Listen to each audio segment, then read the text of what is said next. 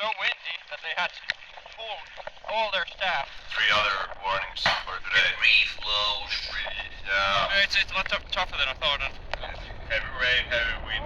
The weather up there is horrible.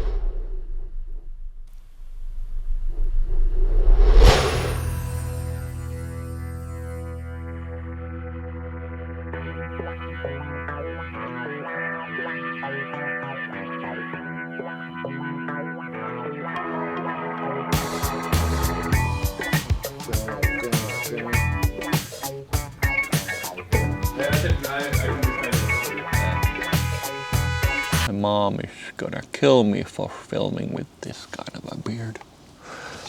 So it's time for another story of me and my friends attending a sports event with minimal experience in that particular sport.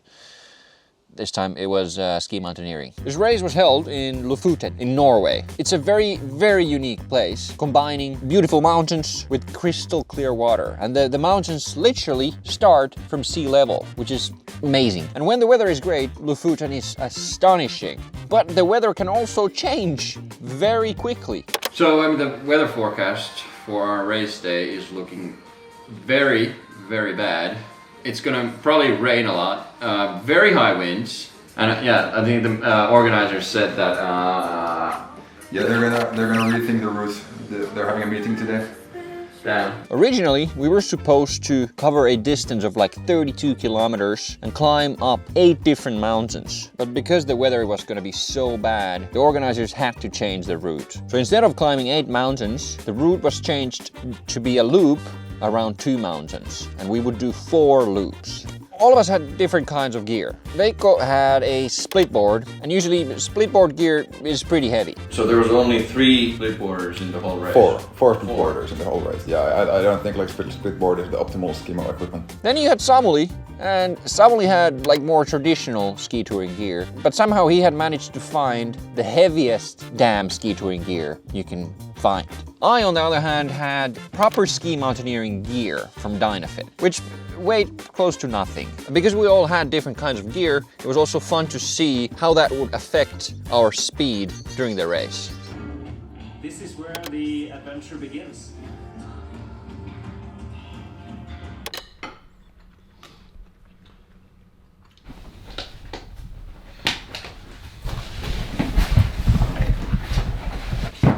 I once wanted to be like a productivity coach or something. I'm glad I didn't do that because my time management sucks. Here we are again, just before the race starts, trying to get all our gear sorted, which we could have done quite a bit earlier. I don't know how I always end up here.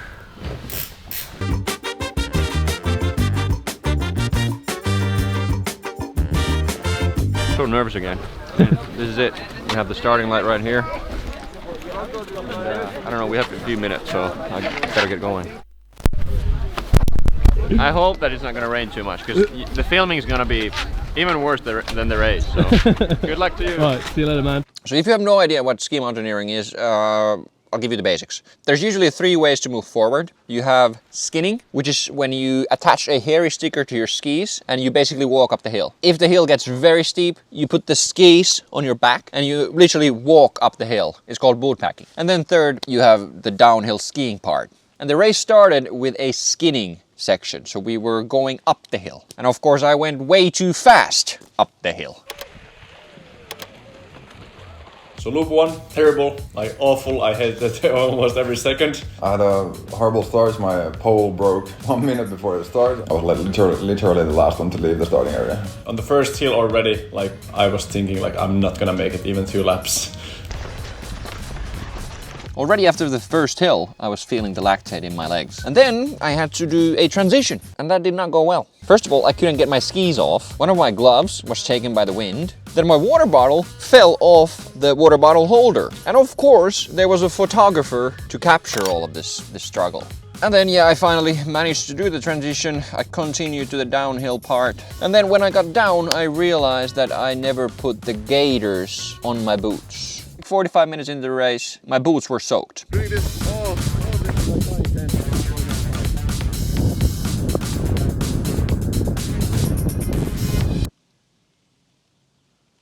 Oh. Well, my computer is f***ed. Thanks. Already during the first loop, the weather was pretty bad, but it was nothing compared to what it would be in, well, soon after that. My boots are soaked. It's hard to even eat anything. It's so fast. Yeah. How's it going? Well, I'm still smiling. Weather up there is horrible. Yeah. 3 more laps to There's go. 3 more. Then we got to loop 2, and I think for most of us it was like a feel-good loop. Now I have an easier pace and I mean, with this pace is manageable. First round I was just laughing.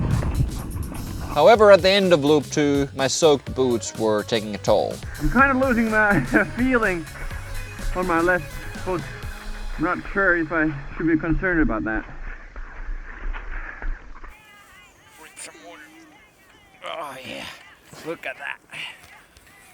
I think one amazing part of attending these sports events is that you meet like-minded people and you often make new friends at these events. And this event was no exception. For instance, I met Jonas, and even though we were in a race, we spent like 50 minutes just talking at the aid station, waiting for another guy to change to dry clothes so that we could all continue together. That's camaraderie, if that's how you say the word.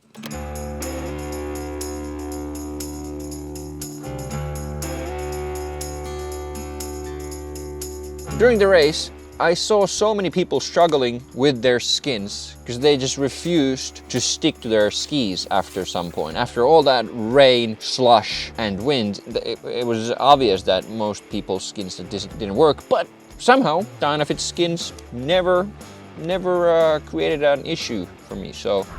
Look at these bumps! So many people! This is the slipperiest spot on the whole course. Everyone keeps slipping here.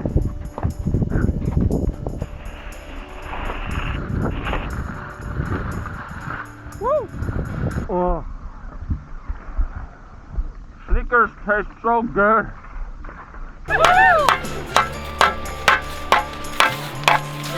The first mission now is to empty the aid station.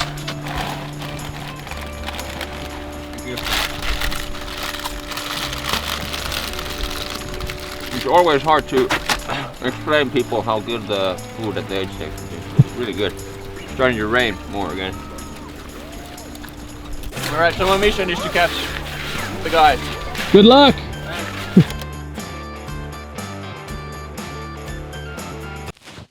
On loop 4, the wind became insane. Even if we were kind of prepared, like we have seen the forecast and everything, but it was worse than I thought. It was so insane that I literally sometimes had to stop and lean all my weight against the wind so that the wind wouldn't blow me away. And it is starting to rain here. Gotta be fast with this narration. And when I got to the highest spot on the route, one of the race organizers was there to see that everyone made it through that point safely. And the wind was so strong that even though we were this close to each other, shouting, I still could barely hear what he had to say to me. To this day, I'm still not sure what he said to me, but I did reply something to him. Oh my god! Oh. And then on the second ski down of the third loop, shit really hit the fan.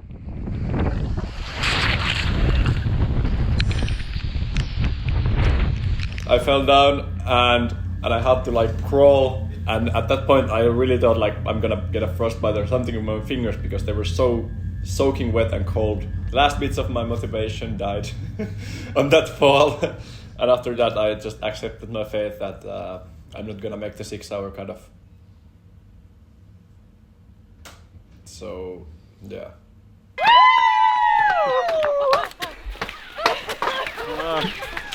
Well done, mate. Well done.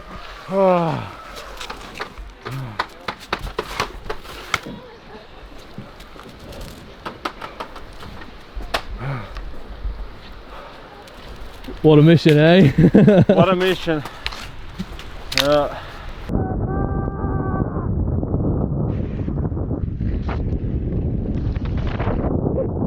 There's literally no one in the transition area. I think it's so windy that they had to pull all their staff Up the mountain. That's just crazy. So there I am at the finish line after 4 loops. So basically at this moment I could finish the race. But this is also the moment when I catch Veikko and see Veikko. And well, it was obvious that he would probably benefit from someone being there with him for the last loop. You okay? Yeah, I'm okay. Yeah. I need to change some dry gear. But you were about to quit. Well, I thought about it because the third round was already quite bad, and but then actually Johnny came in and wanted to do a 5th round with me. But now the wind actually got so strong that he might not be able to leave with me because it's above the critical limit. But it looks like he might make it. But this is crazy. All right. Yeah. Thanks so much. You're good. So you're going for the fifth lap? Yep, 5th lap. I'm very damn cold. All right. Good luck. Last round. It's gonna be dark when we come back, no? Yeah. Yeah. Good luck.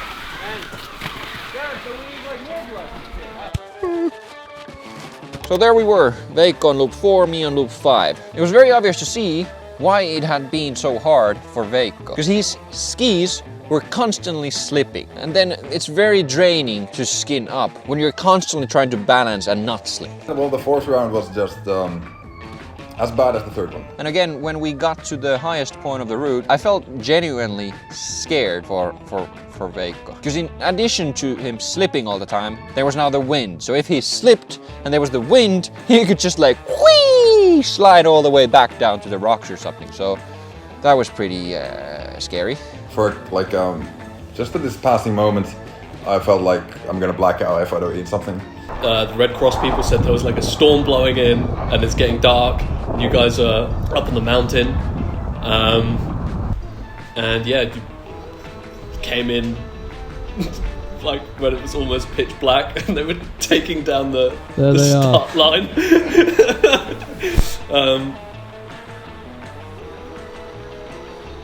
Oh. Woo! All right.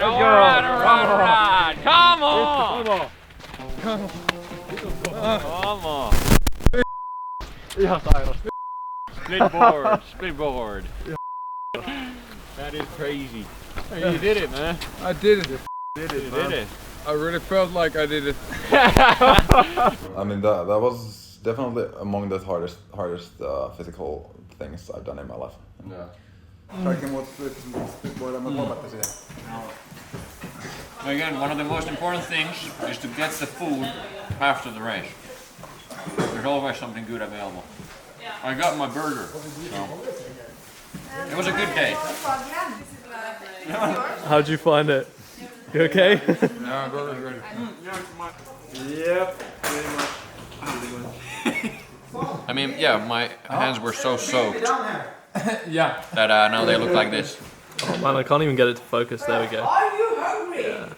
But even though it was horrible weather and it didn't go as planned and blah blah blah, as I said in Project Everest video, ski mountaineering is kind of like ski touring on steroids. If you're a sport enthusiast like me, the high intensity of the sport is like a drug. And once you finish a race like that, damn, it feels good. As you can see from my face. And what was the one thing you wanted when you got to the finish line? I wanted Coke. Coca-Cola.